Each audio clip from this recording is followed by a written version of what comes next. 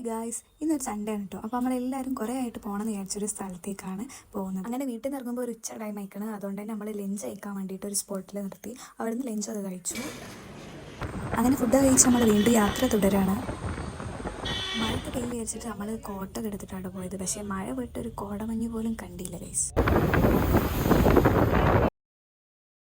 അങ്ങനെ നമ്മൾ ഏകദേശം അവിടെ എത്താനായി. കയറുമ്പോൾ തന്നെ നല്ല പാർക്കിംഗ് സ്പേസ് കാര്യങ്ങളൊക്കെ കണ്ടിട്ടോ. അങ്ങനെ നമ്മൾ അവിടെ എത്തി. വേഗം ടിക്കറ്റ് കൊടുത്തിട്ടോ. വലിയ തിരക്ക് കാര്യങ്ങളൊന്നും ഇല്ലായിരുന്നു, അതുകൊണ്ട് വേഗം ടിക്കറ്റ് കിട്ടി.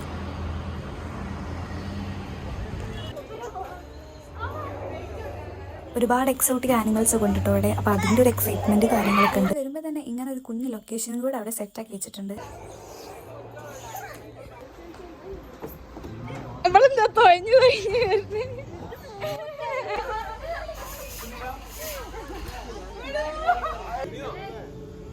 അങ്ങനെ അവിടെ നമ്മൾ കുറച്ച് ടൈമൊക്കെ സ്പെൻഡ് ചെയ്തു. അത് കഴിഞ്ഞ് നേരെ ഉള്ളോട്ട് കയറി.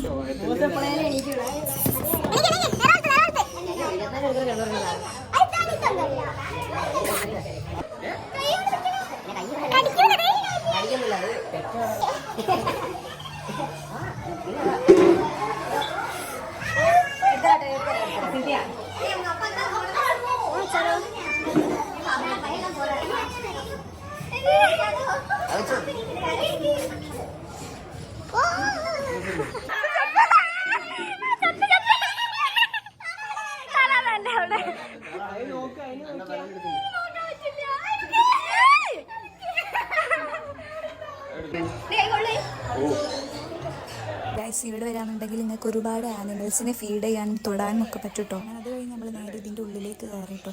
ഇവിടെ എന്ന് പറയുമ്പോൾ ഒരുപാട് ബേർഡ്സ് ഉണ്ട്. ബേർഡ്സിൻ്റെ ഒരു ലോകം തന്നെയാണ്. നല്ല രസമാട്ടോ. അവർ നമ്മുടെ കയ്യിൽ വന്നിട്ട് ഫുഡ് കഴിക്കുന്നത് കാണാൻ നമുക്ക് അതിൻ്റെ ഉള്ളിൽ നിറങ്ങാനേ തോന്നൂല.